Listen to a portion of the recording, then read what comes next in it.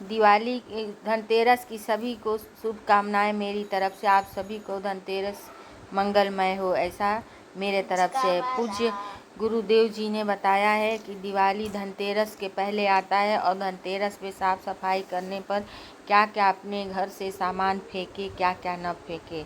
आइए हम आपके साथ शेयर करते हैं पूज्य गुरुदेव जी के द्वारा बताया हुआ धनतेरस के पहले का कुछ खास उपाय, जो कि आप लोग दीपावली के समय साफ़ करते हुए घर जो सामान मिलते हैं आदि फेंक देते हैं। उसमें क्या क्या चीज़ नहीं फेंकना चाहिए आप लोग सुनिए। पूज्य गुरुदेव जी ने ऐसा बताया है कि ये सब चीज़ें सौभाग्य का सूचक होता है, इसे भूल कर भी नहीं फेंकें, नहीं तो लक्ष्मी जी नाराज़ हो जाती हैं, ऐसा गुरु जी ने बताया है। पहले तो देखिए हम लोग साफ़ सफाई करके झाड़ू को ही फेंक देते हैं, ऐसा भूल कर भी आप लोग नहीं करिएगा, नहीं तो हो जाएंगे आप लोग बर्बाद।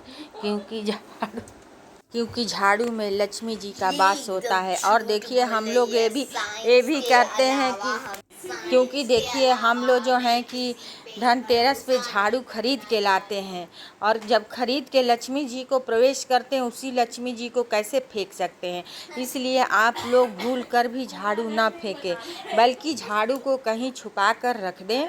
और जो है अमावस्या, दिवाली के दिन, अमावस्या के दिन ही दिवाली होती है, दिवाली के बाद किसी दिन आप घर से निकाल दें झाड़ू को, क्योंकि झाड़ू को लक्ष्मी की महत्ता दी गई है।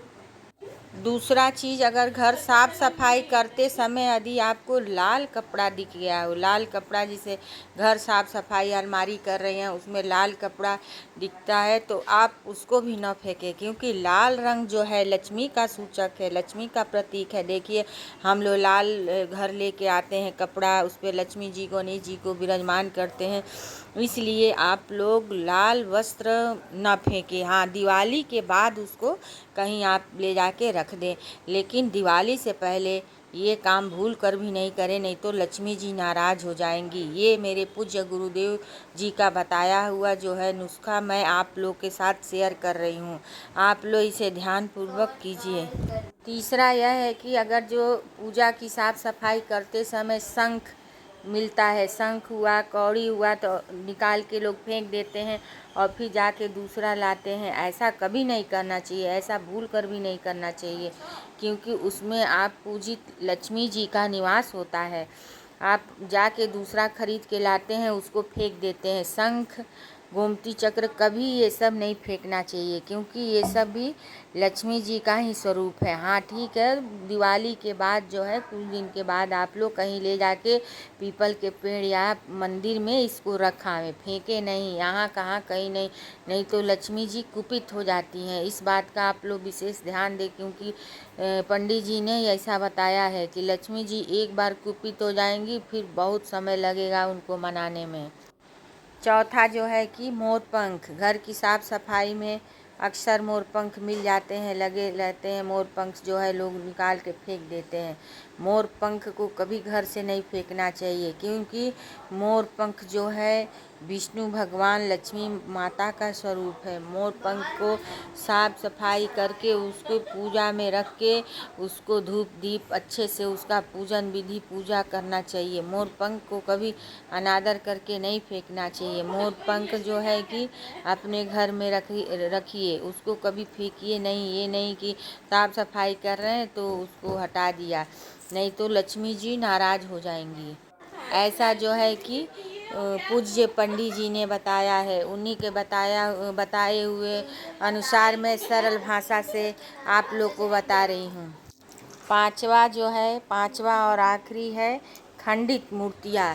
खंडित मूर्ति लोग क्या करते हैं, साफ़ सफाई में जितनी खंडित मूर्तियाँ होती हैं उनको तुरंत बाहर निकाल के फेंक देते हैं, बल्कि ऐसा कभी नहीं करना चाहिए, क्योंकि खंडित मूर्ति, आप जब किसी मूर्ति को अपने घर ले आते हैं, उसको आदर सहित धूप दीप से नैवेद्य से पूजा करते हैं, तो उसमें भगवान प्रतिष्ठित हो जाते हैं। और खंडित मूर्ति कब होती है, जब आपकी वो मनोकामना पूर्ण हो जाती है तो मूर्ति खंडित हो जाती है, तो उसको आप आदर पूर्वक खूब बढ़िया से उसको पूजा विधि के साथ किसी मंदिर में पीपल के पेड़ के नीचे, बरगद के पेड़ के नीचे उसको जाकर स्थापित कर दीजिए, नहीं कि उसको उठा कर के फेंक दीजिए। ऐसा भूल कर भी मत करिएगा, क्योंकि ये मेरे शास्त्र के नियम के विरुद्ध है। आप किसी चीज़ को लाइए, आदर करिए, फिर फेंक दीजिए, ऐसा कुछ नहीं है।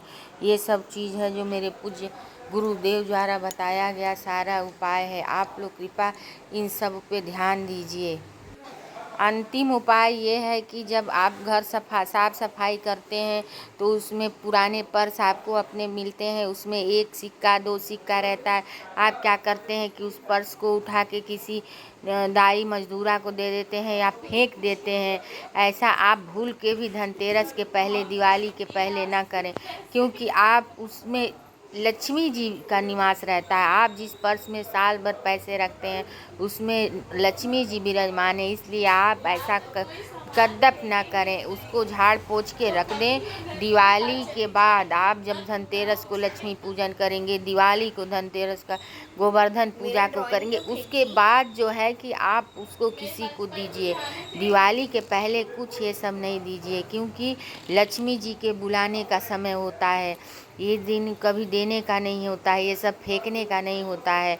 आप जो है कि अपने दरवाजे पे एक लक्ष्मी जी के चरण पादुका का चिन्ह बना के उसको अपने घर बुलाइए आदर पूर्वक उनको भाव से, बड़े भाव से।